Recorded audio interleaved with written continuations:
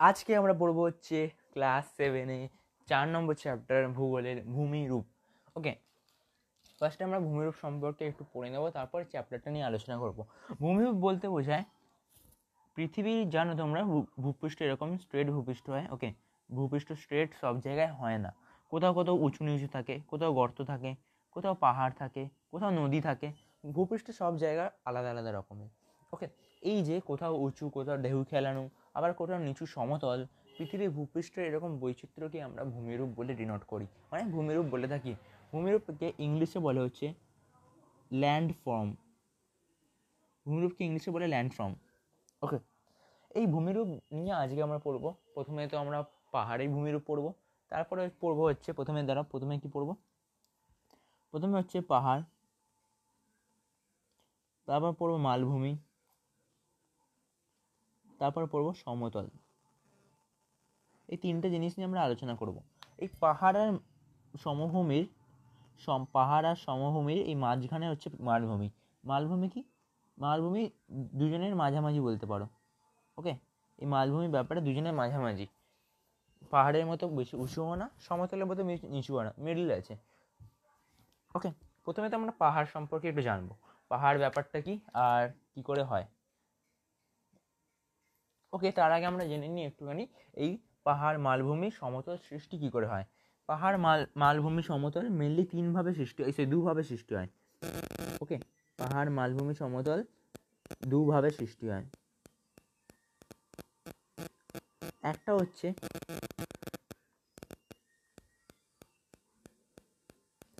অভ্যন্তরীণ প্রক্রিয়া, পাহাড়, মালভূমি আর সমভূমি যাই বলো, এগুলো কিন্তু এতে সৃষ্টি হয়। আর একটা প্রক্রিয়া হচ্ছে বহির্জাত প্রক্রিয়া।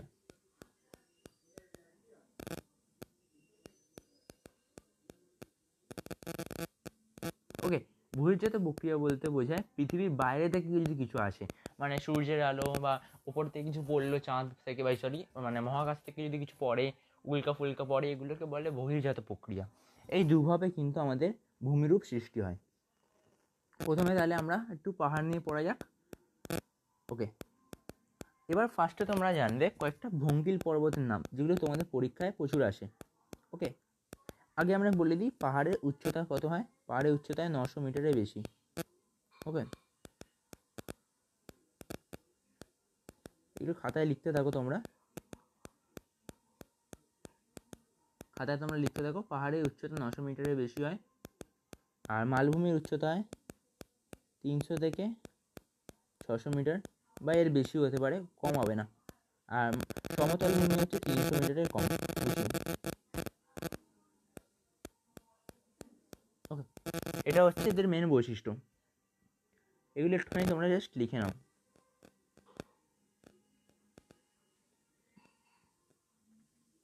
ওকে, এই তিনটে ডিটেলস তোমাকে একটু জানতে হবে। এরপর আমরা চালু করছি পাহাড় পড়ানো। এটা একটু মুছে দিচ্ছি। ওকে, পাহাড় অনেক রকমের হয়। পাহাড় হয় ভঙ্গিল পর্বত হয়, স্তূপ পর্বত হয়, আগ্নেয় পর্বত হয়। আর এই 3 রকমের পাহাড় আমাদের সিলেবাসে আছে। প্রথমে ভঙ্গিল পর্বত। ভঙ্গিল পর্বত কি? কয়েকটা ভঙ্গিল পর্বত নামও জানবো আমরা। ভঙ্গিল পর্বত কি হচ্ছে? ভেঙে ভেঙে যেগুলো তৈরি হয়। এই পাহাড়গুলো সৃষ্টি হয় মেনলি অন্তর্জাত প্রক্রিয়ার সাহায্যে। অন্তর্জাত প্রক্রিয়া মানে আমরা জানো তোমরা একটা পৃথিবীর মধ্যে ভেতরকার পুরো শান্ত তরল আছে, যেগুলো তোমরা আগের চ্যাপ্টারে পড়েছো। মানে অ্যাস্থেনোস্ফিয়ার থাকে, অনেক রকমের পাত থাকে, পাতের ওপর আমরা ভেসে আছি। ওকে, এই পাতগুলোর উপর আমরা ভেসে, আমরা দেখতে পাচ্ছি একটা ছবি এনেছি তোমাদের জন্য। এই প্লেট দেখতে পাচ্ছ, এগুলো প্লেট। ওকে, এইগুলোকে বলে প্লেট। এটা প্লেট, এটা একটা প্লেট। ওকে, এই প্লেটটা মুভ করে। ওকে, ডান দিকে যায়, এও বাঁ দিকে আসছে।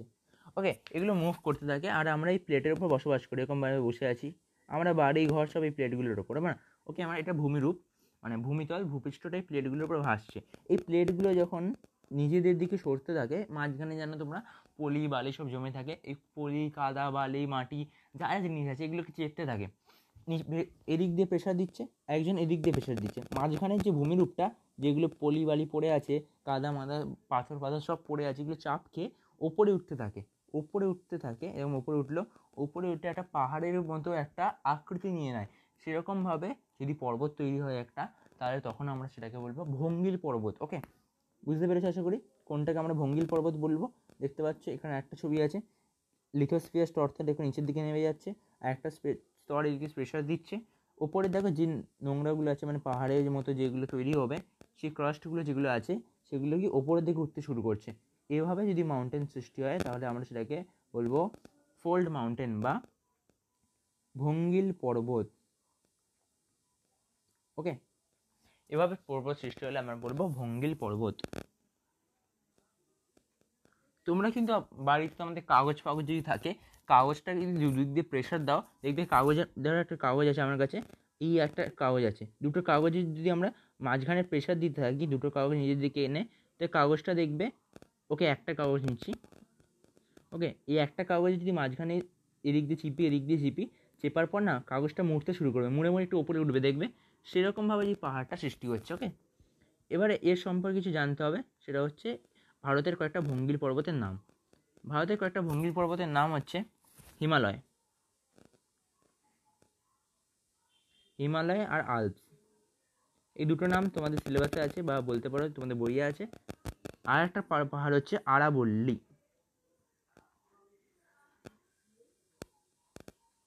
এই তিনটে নাম তোমাদের মনে রাখতে হবে। এই হিমালয় আল্পস আলাদা করে লিখেছি, ভালো করে দেখো, এটা আলাদা করে লিখেছি, এটা আলাদা করে লিখেছি।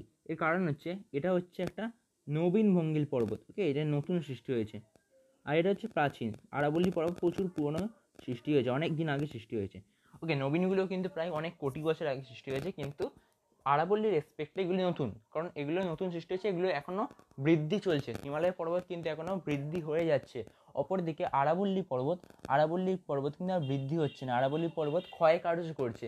মানে আরাবল্লী পর্বতের উচ্চতা যদি 1000 মিটার থাকে, 10 বছর পর ওর উচ্চতা 900 মিটার হবে। অপরদিকে হিমালয় পর্বতের যদি উচ্চতা 1000 মিটার থাকে, 10 বছর পর ওর উচ্চতা 1100 মিটারও হয়ে যেতে পারে, মানে উচ্চতা বাড়ছে। ওকে, আরাবল্লী পর্বতের উচ্চতা কমছে। তোমাদের কিন্তু পরীক্ষায় কোশ্চেন আসবে, একটা নবীন ভঙ্গিল পর্বতের নাম লেখো বা একটা প্রাচীন ভঙ্গিল পর্বতের নাম লেখো। তোমাদের তখন লিখতে হবে, নবীন দিলে ভঙ্গিল হিমালয় লিখবে, প্রাচীন দিলে তোমরা আরাবল্লী লিখবে। ওকে, আশা করি বুঝতে পেরেছো। এরপর আমরা পড়বো হচ্ছে স্তূপ পর্বত। ওকে, এরপর আমরা পড়বো স্তূপ পর্বত।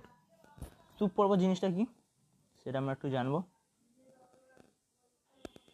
ওকে, স্তূপ পর্বত হচ্ছে যদি কোনো আমাদের ভূপৃষ্ঠে যদি কোথাও ফাটলের সৃষ্টি হয়, ধরো এটা ভূপৃষ্ঠ আছে, প্লেন ভূপৃষ্ঠে একটা জায়গায় ফাটল সৃষ্টি হয়েছে, দুই জায়গায়। এই ফাটলের মাঝখানে যখন ভূমিরূপটা, মাঝখানে যে জিনিসটা আছে যদি ওপরে উঠে যায় বা নিচে নেমে যায়, বা পাশের এগুলো নিচে নেমে যায়, তাহলে যে পর্বত সৃষ্টি হয়, তাহলে তাকে আমরা স্তূপ পর্বত বলি। তোকে আমি স্তূপ পর্বতের ভিডিওর মাধ্যমে দেখাচ্ছি, তোমরা দেখো। ওকে, ইউটিউবে একটা ভিডিওর মাধ্যমে দেখাচ্ছি, তোমরা দেখো, বোর্ডের মধ্যেই ভিডিওটা চালাচ্ছি। ওকে, ভিডিওটা তোমরা দেখবে একটুখানি।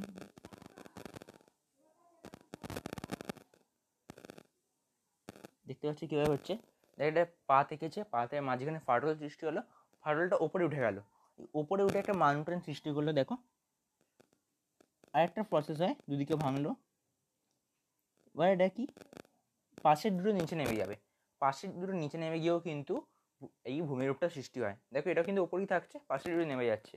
আর একটা হয় এটা উপরে উঠে যাচ্ছে, পাশের দুটো নিচেই থেকে যাচ্ছে। ওকে, তাহলে বুঝতে পেরেছো কীভাবে সৃষ্টি হচ্ছে তাহলে এই স্তূপ পর্বত। এরকমভাবে যদি পর্বত সৃষ্টি হয়, স্তূপ পর্বত বলে। এগুলো আরও ডিটেলসে তোমরা ক্লাস 9-এ উঠে পড়বে, তখন কিন্তু এগুলো থেকে বড় বড় কোয়েশ্চেন আসবে, তোমাদের লিখতে হবে কী করে সৃষ্টি করছে। এখন কিন্তু কী করে সৃষ্টি হয় তোমাদের লিখতে হয় না। ওকে, এর কয়েকটা আমাকে এক্সাম্পল জানতে হবে, আমাদের সেগুলো সিলেবাসে আছে। সেগুলো হচ্ছে ভারতের সাতপুরা, ভারতের একটি স্তূপ পর্বতের নাম লেখো, তাহলে সাতপুরা। এর কিন্তু নবীন প্রাচীন হয় না, তো চিন্তা করে লাভ নেই। আর একটা হয় ফ্রান্সের ভোজ, বই একটা আরও নাম আছে, তোমরা দেখে নেবে। মেন দুটো নাম মনে রাখবে, সাতপুরা আর ফ্রান্সের ভোজ। ওকে, এরপর যে পর্বতটা আছে সেটা হচ্ছে আমাদের আগ্নেয় পর্বত। ওকে, আগ্নেয় পর্বতটা সহজ, পুরো আগ্নেয় পর্বত সহজ সব থেকে, সেটা একটু পড়ে নিই। চলো, আগ্নেয় পর্বত আমরা ভিডিওর মাধ্যমে দেখবো একটুখানি। প্রথমে বলে দিই আগ্নেয় পর্বত জিনিসটা কি। আগ্নেয় পর্বত হচ্ছে অগ্নুৎপাতের সময়, ধরো কোথাও বললাম, ওকে, ধরো কোথাও অগ্নুৎপাত হয়েছে, এরকমভাবে অগ্নুৎপাত হয়েছে, লাভা বেরিয়েছে, প্রচুর প্রচুর লাভা বেরিয়েছে। এই লাভাগুলো জমে জমে ছোট পাথর বেরিয়ে আসে, শঙ্কুর মতো যদি জমায়, শঙ্কু মানে বুঝতে পারছো, এরকম শঙ্কু, এটাকে শঙ্কু বলে। এই শঙ্কুর মতো আকৃতি হয়ে যদি জমে যায়, তাহলে সেটাকে আমরা এরকম শঙ্কুর মতো জমে যদি পর্বত সৃষ্টি করে, সেটাকে আমরা বলবো আগ্নেয় পর্বত। এবার আমরা একটু ভিডিওর মাধ্যমে দেখি, চলো। ওকে, তোমরা দেখো এখানে একটা ভিডিও প্লে করছি আমি। এখানে দেখতে পাচ্ছ ভেতরে ম্যাগমা আছে, ভালো করে দেখবে, ভেতরে একটা ম্যাগমা আছে। ম্যাগমাটা আস্তে আস্তে ওপরে উঠবে, ওপরে উঠে একটা অগ্নুৎপাত সৃষ্টি করবে। তোমাদের আগের চ্যাপ্টারে পড়িয়েছি যে ভেতরে কোনো যদি ভেতরে যেটা থাকে সেটাকে বলে ম্যাগমা। ম্যাগমা বাইরে বেরিয়ে এলে তাকে বলা হচ্ছে লাভা। ওকে, দেখতে পাচ্ছ ম্যাগমাটা ওপরে উঠছে, ওপরে উঠছে, ওপরে উঠছে।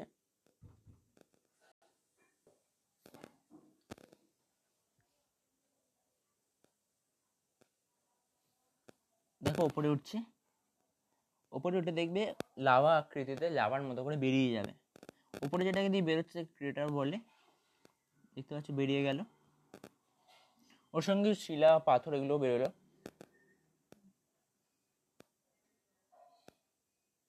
এই যে ভলকেনোটা বেরোলো, এই ভলকেনোটা বেরিয়ে একটা শঙ্কু আকৃতির পাহাড় তৈরি করবে, সেটাকেই আমরা বলবো হচ্ছে আগ্নেয় পর্বত। ওকে, সামনে দিয়ে একবার বেরোচ্ছে, দেখো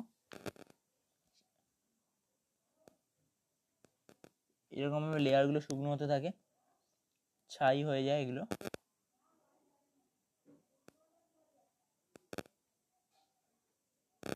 ওকে, এরকম ভাবে তাহলে আমরা এই ভলক্যানিক মাউন্টেন বা আগ্নেয় পর্বত সৃষ্টি হয়। ওকে, এবার আমরা এই আগ্নেয় পর্বতেরও কিছু নাম জানবো, সেগুলো হচ্ছে, ওকে, একটা বিশেষ প্রচুর প্রচলিত নাম হচ্ছে ইটালিয়ার ভিসুভিয়াস। ইটালির ভিসুভিয়াস, এটা কিন্তু প্রচুর প্রচলিত নাম, এই নামটা কিন্তু মনে রাখবে। আর জাপানের ফুজিয়ামা, এই দুটো নাম কিন্তু একটু বিশেষভাবে মনে রাখবে। ওকে, দুটো নাম কিন্তু ভেরি ভেরি ইম্পর্টেন্ট। ওকে, পরীক্ষায় কিন্তু এই দুটো নাম থেকে কোয়েশ্চেন আসে। এবার আমরা পর্বত সম্পর্কিত অনেকগুলো পর্বত নিয়ে পড়লাম, এবার পর্বতের বৈশিষ্ট্য নিয়ে কিছু পড়বো। পর্বতের বৈশিষ্ট্য কিন্তু পরীক্ষায় আসে। পর্বতের বৈশিষ্ট্য মানে পর্বত কীরকম হয় আর পর্বতের কোনগুলোকে কী বলে। ফার্স্ট অফ অল তোমাদের ফার্স্টেই বলে দিয়েছিলাম, পর্বত হয় 900 মিটারের উঁচু, ওকে পর্বত বলে। পৃথিবী যদি স্থলভাগকে আমরা 4 ভাগ ধরি, 4 ভাগের মধ্যে 1 ভাগ কিন্তু পর্বত। ওকে, 4 ভাগের মধ্যে এক ভাগ হচ্ছে পর্বত। পর্বতের ওপরে এই সূচালোর মতো একটা জিনিস দেখা যায়, সূচালোর মতো একটা বেরিয়ে থাকে চুচালো অংশটা, এই চুচালো অংশটাকে আমরা বলি হচ্ছে চূড়া। তোমার চূড়াই হচ্ছে সব থেকে উঁচু, উঁচু হচ্ছে সব থেকে, পাহাড়ে যদি কোনো কিছু উঁচু থাকে সব থেকে, সেটা হচ্ছে চূড়া। এবার পাশাপাশি যদি কোনো দুটো পাহাড় থাকে, এই পাহাড়ের মাঝের অংশ যেটা আছে, এই পাহাড়ের মাঝের অংশটাকে বলা হচ্ছে পর্বত উপত্যকা। যেমন তোমরা জানো নদী যেটার উপর দিয়ে প্রবাহিত থাকে নদী উপত্যকা বলে, আর পর্বতের মাঝের অংশকে পর্বত উপত্যকা বলে। আর এরকম অনেকগুলি পর্বত শৃঙ্গই পাশাপাশি হয়ে গঠিত হয়। পুরো যে এন্টায়ার যে পর্বতমালাটাকে আমরা বলি পর্বত শ্রেণী। এই সবকটা পর্বতকে একসঙ্গে নিয়ে বলা হচ্ছে পর্বত শ্রেণী। আর কি, অনেকগুলো পর্বত শ্রেণী যদি একদিকে এসে মিলিত হয়, এ দিক থেকে আসছে, ও দিক থেকে আসছে, এদিক থেকে আসছে, এরকম যদি একদিকে এসে মিলিত হয়, তাহলে সেই ব্যাপারটাকে বলা হচ্ছে পর্বত গ্রন্থি। ওকে, এটা কিন্তু মাথায় রাখবে। এগুলো হয়ে গেলে এবার তাহলে আমাদের পর্বতের ব্যাপারটা শেষ হয়ে গেল। এবার আমরা পড়বো মালভূমি। মালভূমি মানে হচ্ছে 300 মিটারের বেশি উঁচু ভূমিভাগ, চারদিক খাড়া। ওকে, চারদিক খাড়া বলতে বোঝানো হচ্ছে, ধরো একটা টেবিল এরকম, মালভূমি টেবিলের মতো ধরে নাও, এই চারদিকটা খাড়া দেখতে পাচ্ছ, উঁচু উঁচু চারদিকটা খাড়া, এর নিচের দিকে লাফালে পড়ে যাবে। চারদিক খাড়া, প্রায় সমতল, কোনো কোনো জায়গায় উঁচু নিচু হয়, প্রায় সমতল, খাড়া ঢাল আছে, এরও ভূমিরূপ হচ্ছে মালভূমি। মালভূমির সংজ্ঞা বই থেকে ভালো করে পড়বে, দেখবে বইয়ে পেজ নম্বর হচ্ছে তোমাদের 40 নম্বর পেজে পিঙ্ক কালারের জায়গাটা লেখা আছে মালভূমি কাকে বলে, সে ভালো করে পড়বে। ওকে, মালভূমিকে কিন্তু ইংলিশে টেবিল ল্যান্ড বলে, মালভূমির অপর নাম কিন্তু টেবিল ল্যান্ড। এটা কিন্তু পরীক্ষায় আসে 1 মার্কে। এটা কিন্তু ভালো করে পড়বে, যেগুলো বলছি ক্লাসে সেগুলো কিন্তু ভালো করে পড়ো, তাহলে কিন্তু পরীক্ষায় ভালো একটা নম্বর তুলতে পারবে। ওকে, এবার মালভূমির কয়েকটা ভাগ আছে, সেই মালভূমির ভাগ নিয়ে একটু আলোচনা করব। মালভূমি ভাগ যদি জিজ্ঞেস করো, প্রথমে তো হচ্ছে পর্বত বেষ্টিত মালভূমি। এটাই হচ্ছে সবথেকে বলবো সবথেকে ভালো মালভূমি। তোমরা দেখো নাম শুনেই বুঝতে পারছো পর্বত বেষ্টিত, মানে চারদিকে পর্বত থাকবে, তার নিচে মালভূমি থাকবে, তার মাঝখানে মালভূমি থাকবে। ওকে, এরকম যেভাবে যদি কোনো মালভূমির সৃষ্টি হয় তাহলে তাকে বলবো পর্বত বেষ্টিত মালভূমি। দেখো ছবিটায় ভালো করে দেখো, মাঝখানে একটা পর্বত শ্রেণী আছে, মানে মাঝখানে যেটা অংশটা এটাকে বলা হচ্ছে মালভূমি।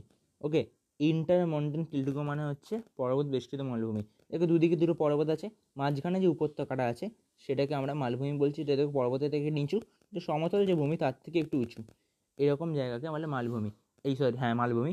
আর আমাদের এখান থেকে মেন কোয়েশ্চেনটা যেটা আছে সেটা হচ্ছে মালভূমি কাকে বলে আসে। আরেকটা হচ্ছে পৃথিবীর উচ্চতম মালভূমি কোনটা? পৃথিবীর উচ্চতম মালভূমি হচ্ছে তিব্বত মালভূমি। তিব্বত মালভূমি সব থেকে উচ্চতম, 3655 কিলোমিটার উঁচু, মিটার উঁচু, 3655 মিটার উঁচু।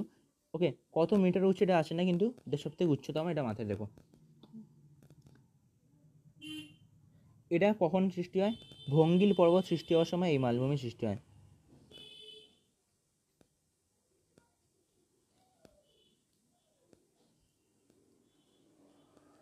ওকে, ভঙ্গিল পর্বত সৃষ্টি হওয়ার সময় এটা সৃষ্টি হয়। ওকে, এরপর আমরা পড়বো হচ্ছে মহাদেশীয় মালভূমি। ওকে, মহাদেশীয় মালভূমি নিয়ে একটু আলোচনা করা যাক। মহাদেশীয় মালভূমি হচ্ছে, তোমাদের বইয়ে ওরকমভাবে মহাদেশীয় মালভূমি কী সেটা লেখা নেই, আমরা একটু মহাদেশীয় মালভূমিটা বুঝে নেব। কোনো মহাদেশে তো সমতল ভূমি থাকে মেনলি। মহাদেশের কোনো একটা অংশ উত্থিত হয়, মানে উঁচু হয়ে গিয়ে কোনো যদি মালভূমির সৃষ্টি করে তখন তাকে আমরা বলবো মহাদেশীয় মালভূমি। মহাদেশীয় মালভূমি যদি উদাহরণ চায়, উদাহরণ এরকমভাবে হয় না, মহাদেশীয় মালভূমি অনেকটা অংশ জুড়ে হয়। তো এটা কোনো একটা বলতে পারো কোনো দেশের, যে ভারত যেমন একটা সমতলের উপর দাঁড়িয়ে আছে না, ভারত তো অনেক বড় দেশ, ওর এক্সপেক্টেড ছোটো দেশগুলো, ধরে নাও বাংলাদেশ জুড়ে হতে পারে একটা মহাদেশীয় মালভূমি। বাংলাদেশ পুরোটাই কিন্তু একটা মহাদেশীয় মালভূমি দাঁড়িয়ে থাকতে পারে, কিন্তু বাংলাদেশ মহাদেশীয় মালভূমি দাঁড়িয়ে নেই, এটা আলাদা কথা। কিন্তু আন্টার্কটিকায় গ্রিনল্যান্ড বলে একটা জায়গা আছে, সেই গ্রিনল্যান্ডটা পুরোপুরি একটা কিন্তু মহাদেশীয় মালভূমির উপর দাঁড়িয়ে আছে। সো মহাদেশীয় মালভূমি অনেকটা বিস্তীর্ণ জায়গা জুড়ে হয়, মহাদেশের মধ্যে থাকে, এটা হচ্ছে মহাদেশীয় মালভূমি। এরপর হচ্ছে এই মহাদেশীয় মালভূমি থেকে কোনো কোয়েশ্চেন আসে না, তো বেশি বেশি চাপ দিয়ে পড়তে হবে না।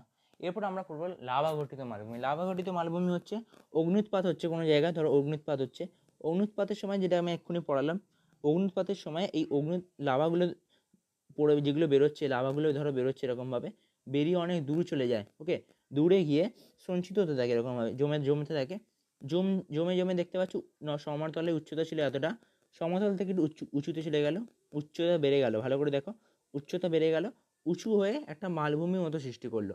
এই লাভা দিয়ে গঠিত হয় যে মালভূমি, তাকে আমরা লাভা গঠিত মালভূমি বলবো। এই মালভূমির ভিডিও আমরা দেখবো এক্ষুনি। দেখতে পাচ্ছ যে একটা মালভূমি একটা লাভা বেরোচ্ছে, ভেতর দিয়ে ম্যাগমা বেরোচ্ছে, দেখো ম্যাগমা ভেতরে উপর দিয়ে বেরিয়ে জমে যে একটা ছাই সৃষ্টি করছে, সেটাকে আমরা বলি ভলক্যানিক মাউন্টেন বা লাভা গঠিত সমভূমি। ওকে, এরপর আমরা পড়বো হচ্ছে কয়েকটা ব্যবচ্ছিন্ন মালভূমি। ওকে, ব্যবচ্ছিন্ন মালভূমি কি? ব্যবচ্ছিন্ন মালভূমি ব্যাপারটা একটু বুঝতে হবে, তাই কিন্তু এখান থেকে কোয়েশ্চেন আসে। ব্যবচ্ছিন্ন ধরো কোনো মালভূমি আছে, এরকম কোনো মালভূমি আছে, ছোটো একটা মালভূমি আঁকলাম আমি ফোনের মধ্যে, একটা মালভূমি আছে, এই মালভূমির মধ্যে দিয়ে কোনো নদী প্রবাহিত হয়েছে, নদীটা আমি ইয়েলো কালার দিয়ে আঁকছি, নদী প্রবাহিত হয়েছে, এরকমভাবে নদী যাচ্ছে, আর এদিক দিয়ে একটা নদী প্রবাহিত হয়েছে। এই নদী প্রবাহ হওয়ার পর আগে যে কি ছিল, একটা সোজা মাউন্টেন ছিল, মালভূমি ছিল, পুরো প্লেন সমতল ছিল, সমতল কি একটা অংশ ছিল, পুরোটাই এক অংশ ছিল।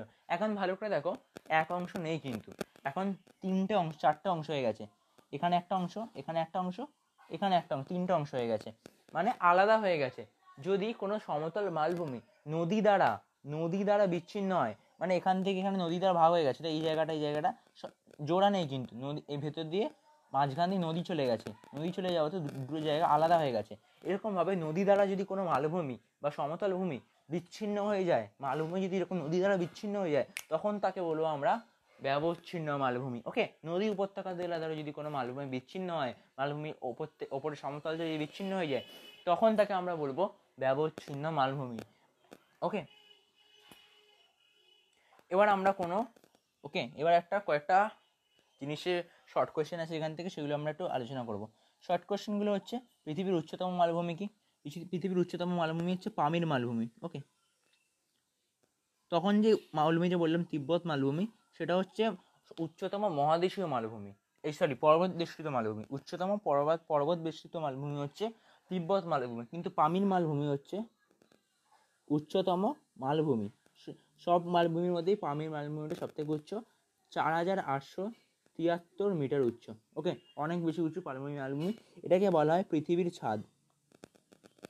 তোকে কোয়েশ্চেন দিতে পারে পৃথিবীর ছাদ কাকে বলে, তখন কিন্তু লিখবে পামির মালভূমিকে পৃথিবীর ছাদ বলে। ওকে, এখান থেকে কিন্তু এই কোয়েশ্চেনটা আসে। এবার আমরা পড়বো হচ্ছে সমভূমি, যেখানে বেশিরভাগ লোকজন থাকে। সমভূমি মানে পুরো প্লেন, কোথাও উঁচু নিচু নেই, পাহাড় নেই, কিচ্ছু নেই, পুরো প্লেন ভূমিভাগকে আমরা বলি সমভূমি। সমভূমির অনেক রকম প্রকারভেদ আছে। প্রথম প্রকারভেদ হচ্ছে পলি গঠিত সমভূমি। সব থেকে ভালো সমভূমি পলি গঠিত সমভূমি। ওকে, পলি গঠিত সমভূমি সব থেকে ভালো সমভূমি। কেন? ওকে, নদীর যে পলিবাহিত হয়, নদীর চ্যাপ্টারটা যারা পড়নি, এখন আমার চ্যানেলে ভিডিও আছে, নদী পড়বে। নদীতে পড়বে যখন লাস্টের দিকে নদী পড়িয়েছিলাম, যখন নিম্ন প্রবাহে নদী প্লাবন ভূমি সৃষ্টি হয়, প্লাবন ভূমি, এই প্লাবন ভূমিটাকেই মেনলি বলা হয় পলি গঠিত সমভূমি। নদী কোনো বইছে, নদী বয়ে বয়ে যাচ্ছে, নদীর মধ্যে জল আছে, ভালো করে বুঝি, নদীর মধ্যে জল আছে, জলের সঙ্গে কাদা মাটি সব আছে, কাদা মাটি পলি যাই বলো সব আছে। এবার নদীতে যদি হট করে বন্যার সৃষ্টি হয়, নদীর জল বেড়ে যায়, তাহলে কাদা মাটিগুলো পাশের যে সমতল ভূমি আছে, সমতল ভূমির ওপর এসে পড়ে। সমতল ভূমির এসে পড়ে বন্যার জন্য এই পলি মাটি সমতল ভূমির ওপর সঞ্চিত হতে থাকে, সঞ্চিত হয়ে একটা সমভূমি সৃষ্টি করে। তখন তাকে আমরা বলবো পলি গঠিত সমভূমি। এই পলি গঠিত সমভূমি যেহেতু নদীর পলি বালি মাটি এসব দ্বারা গঠিত হয়, এই জন্য এই পলি গঠিত সমভূমি প্রচুর উর্বর হয়। এখানে কি কৃষিকাজ ভালো হয়, বেশিরভাগ মানুষ বসবাস করে। সমভূমি যেহেতু গাড়ি চলাচল, যানবাহন চলাচল, ট্রেন চলাচল, মেট্রো সব এখানে ভালো করে চলতে পারে, তাই এখানে জনবসতি সব থেকে বেশি হয়। যদি কোনো কোয়েশ্চেন দেয় তোমাকে কোথায় জনবসতি সব থেকে বেশি হয়, তাহলে অ্যান্সার দেবে সমভূমিতে। তখন কিন্তু পল্লী গঠিত সমভূমি দেবে না, যে কোনো সমভূমিতে কিন্তু সব থেকে বেশি বসবাস করে মানুষজন। এবার আমরা পড়বো লাভা সমভূমি। লাভা সমভূমি ব্যাপারটা সেম, আগে যেমন লাভা গঠিত মালভূমি পড়লাম, লাভা সমভূমিও সেম। লাভা সমভূমি হচ্ছে মালভূমির ওপর থেকে লাভা বেরোচ্ছে, লাভা বেরিয়ে সমভূমি সমতল ভূমির আকারে জমে যদি কোনো সমভূমি সৃষ্টি করে, তখন তাকে আমরা বলবো লাভা সমভূমি। লাভা সমভূমি কোথায় আছে?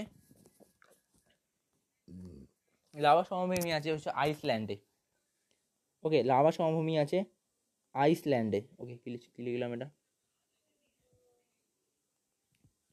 আইসল্যান্ডে আছে লাভা সমভূমি। ওকে, আমি একটা জিনিস বলতে ভুলে গেছি, পলি গঠিত সমভূমি হচ্ছে পলি গঠিত সমভূমি সব থেকে আছে বেশি আছে হচ্ছে, মানে সব থেকে বড় পলি গঠিত সমভূমি যদি তোমাকে কোয়েশ্চেন দেয়, তাহলে দেখবে গঙ্গা ব্রহ্মপুত্র সমভূমি।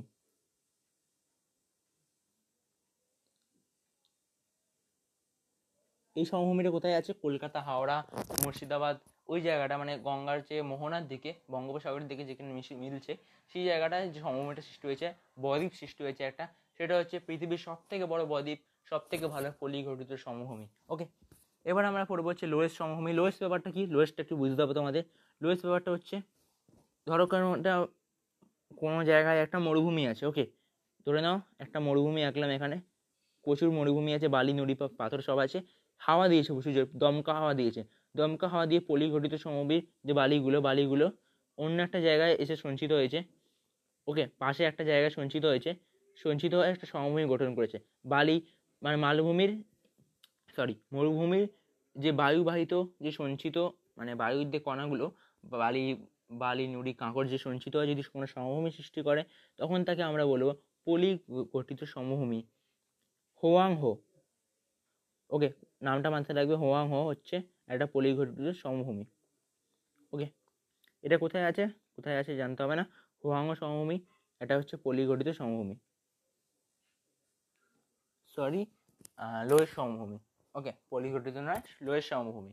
ওকে, তাহলে বুঝতে পেরেছো লোয়ের সমভূমি কি। এবার সমভূমির কটা বৈশিষ্ট্য জানতে হবে। সমভূমি হচ্ছে ভূপৃষ্ঠ থেকে 300 মিটারের কম উচ্চতা হয়, মানে এর উচ্চতা হয় 300 মিটারের কম,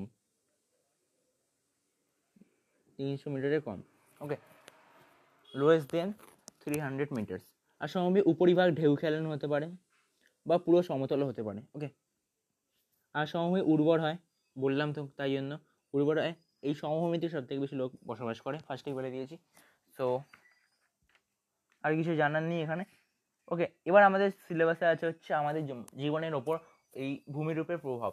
ভূমিরূপের প্রভাব পড়বো আমরা, সেটা হচ্ছে আমরা পড়বো বই থেকে। ওকে, তোমরা সব বইয়ে 44 পেজ খোলো, আমিও একটু বইটা খুলে দিই। ওকে, আমরা প্রথমে পড়বো পর্বত নিয়ে একটু আলোচনা করব। পর্বতের গুরুত্ব, পর্বতের কোয়েশ্চেনটা উত্তর হবে পর্বতের প্রভাব। পর্বতের গুরুত্ব বা প্রভাব লেখো। যদি কোয়েশ্চেন দেয় তাহলে এগুলো তোমাকে লিখতে হবে। ওকে, আমি তোমাদের বলেছিলাম নোট দেবো, তো আমি এই চ্যাপ্টারের নোট আমি আপলোড করে দেবো। আপলোড করার পর আমি এই ভিডিওর ডেসক্রিপশন বক্সেও দিয়ে দেবো, আর একটা আলাদা ভিডিও বানিয়েও দিয়ে দিতে পারি। ওকে, তোমরা একটু চ্যানেলটা সাবস্ক্রাইব করে নেবে, তাহলে নোটিফিকেশন তোমরা পেয়ে যাবে ভিডিওটা। ওকে, প্রথমত হয় এই পর্বত থেকে প্রচুর নদী সৃষ্টি হয়, এটা একটা বৈশিষ্ট্য। উঁচু পর্বতে বরফ গলা জল বলে প্রচুর নদীর সৃষ্টি হয়, নদীগুলো সারা বছর জল পাওয়া যায়, যেমন হিমালয় পর্বত থেকে গঙ্গা, ব্রহ্মপুত্র নদীর উৎপত্তি হয়েছে। সেকেন্ড কি, জলীয় বাষ্পপূর্ণ বাতাস পর্বতে বাঁধা পেয়ে বৃষ্টি হয়। সিমলা পর্বতে বাঁধা পেয়ে দক্ষিণ পশ্চিম, হিমালয় পর্বতে বাঁধা পেয়ে দক্ষিণ পশ্চিম মৌসুমী বায়ু ভারতে বৃষ্টিপাত ঘটায়। এটা কোথায় হচ্ছে? এটা হচ্ছে মৌসিনরাম বলে জায়গা আছে একটা মেঘালয় রাজ্যতে। মেঘালয় রাজ্যতে মৌসিনরাম বলে জায়গা, ওখান থেকে না পশ্চিম দিক থেকে, পূর্ব দিক থেকে প্রচুর জোরে দক্ষিণ পশ্চিম মৌসুমী বায়ু আসে বর্ষাকালের আগে। গ্রীষ্মকালের শেষে, বর্ষাকালের আগে মৌসুমী বায়ু ওই দিক থেকে আসে। ওই দিক থেকে আসার সময় হিমালয় পর্বতে যে উত্তর পূর্ব অংশ, দার্জিলিং ওই জায়গাটায়, ওখানে পর্বতে বাঁধা পেয়ে প্রচুর বৃষ্টিপাত ঘটায়। তাহলে আমাদের পর্বত বৃষ্টিপাত ঘটাতে সাহায্য করছে। সেকেন্ড কি, বিরাট পর্বত প্রাচীরের মতো উষ্ণ শীতল বায়ুর প্রবাহকে আটকাতে পারে। শীতকালে ভারতে ঠান্ডা উত্তর দিকে অবস্থিত সাইবেরিয়ার তীব্র ঠান্ডা বাতাসকে বাধা দিয়ে হিমালয় ভারতে শীতের তীব্রতা কমিয়ে দেয়। আমি যে জায়গাটার নাম বললাম এক্ষুনি, দার্জিলিং ওপরে যে উত্তর পূর্ব হিমালয় আছে, সেখানে সাইবেরিয়া পর্বত আছে পেছন দিকে, সাইবেরিয়া। এই সাইবেরিয়া ঠান্ডা, প্রচুর ঠান্ডা বায়ু ওখানকার। এই ঠান্ডা বায়ু হিমালয় পর্বত আটকে যায় বলে ভারতে সেই ঠান্ডা বায়ুটা আসতে পারে না, শুধু শীতের প্রকোপটা এখানে কম থাকে। এটা একটা বৈশিষ্ট্য। এর আরেকটা বৈশিষ্ট্য কি, নিচের দিকে আবার লাস্ট বৈশিষ্ট্যটা লিখবে। পার্বত্য অঞ্চলের প্রাকৃতিক সৌন্দর্য, ঠান্ডা আরামদায়ক আবহাওয়ার জন্য এই জায়গাটি পর্যটক কেন্দ্র হিসাবে গড়ে ওঠে, যেমন দার্জিলিং, উটি, সিমলা। এই তিনটে জায়গায় হচ্ছে অনেক ভালো জায়গা। কোনোদিন যদি টাইম পাও যাবে এখানে ফ্যামিলিকে নিয়ে, প্রচুর ভালো জায়গায় দার্জিলিং, সিমলা, উটি, আমার তিনটেই ঘোরা আছে। সো পারলে কিন্তু কোনোদিন ঘুরো। ওকে, এবার আমরা ঘুরবো সমভূমি নিয়ে। সমভূমি কি আমরা আগেই জানলাম, সমভূমি কি। সে সমভূমির কিছু প্রভাব আছে, গুরুত্ব আমাদের পড়তে হবে। সেটা কি, পৃথিবীর বেশিরভাগ সমভূমি নদ নদীর পলিজমে সৃষ্টি হয়েছে। তোমাদের ফার্স্টেই বললাম কীভাবে সৃষ্টি হয়। সমভূমি হচ্ছে সব থেকে উর্বর অঞ্চল। ওকে, সমভূমি উর্বর অঞ্চল, তারপরে আছে মালভূমি। মালভূমি কিন্তু সমভূমি থেকে একটু কম উর্বর, কিন্তু মালভূমি অ্যাপারেন্টলি অনেকটা উর্বর হয়। লাস্টের পয়েন্টে দেখবে, বর্তমানে বেশিরভাগ শহর, নগর, সমভূমি অঞ্চলে অবস্থিত। বিস্তীর্ণ উর্বর সমভূমি থাকায় কৃষি, শিল্প, পরিবহন, ব্যবসা বাণিজ্য সব কিছুরই সুবিধা পাওয়া যায়। এই জন্য সমভূমি অঞ্চলগুলো হচ্ছে পৃথিবীর অন্যতম জনবহুল অঞ্চল, যেটা তোমাদের তখন পড়ানোর সময় বলেছিলাম। এবার মালভূমি। মালভূমির একটা বৈশিষ্ট্য হচ্ছে বেশিরভাগ বড় বড় মালভূমি বেশিরভাগ শুষ্ক জলবায়ু অঞ্চলে অবস্থিত। বৃষ্টিপাত কম হওয়া এখানে তৃণভূমি ব্যাপকভাবে পশুচারণ করার জন্য অনুকূল পরিবেশ পাওয়া যায়, মানে পশুচারণের জন্য একটা ভালো ভূমি। বেশিরভাগ মালভূমি অঞ্চলে প্রচুর পরিমাণ খনিজ সম্পদ পাওয়া যায়, যেমন ছোট নাগপুর অঞ্চল। ছোট নাগপুর মালভূমি প্রচুর পরিমাণে খনিজ সম্পদে ভর্তি। এই জন্যই কিন্তু দুর্গাপুরকে ভারতের রুর বলা হয়, দুর্গাপুরে যা যা সব লৌহ ইস্পাত শিল্প বা বলতে পারো ওখানকার যে শিল্পগুলো গড়ে উঠেছে সবই ছোটনাগপুর মালভূমিকে কেন্দ্র করে গড়ে উঠেছে।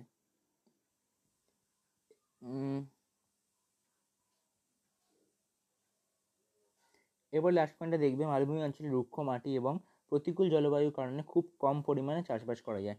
কিন্তু কোনো ছোটনাগপুরে কিন্তু চাষবাস করা হয়, খুব কম পরিমাণে হলেও করা হয়। আর কোনো কোনো মালভূমি মানে ভালো জলবায়ুর কারণেও কিন্তু চাষবাস করা হয়। ওকে, তাহলে আমাদের এই চ্যাপ্টারটা শেষ হয়ে গেছে।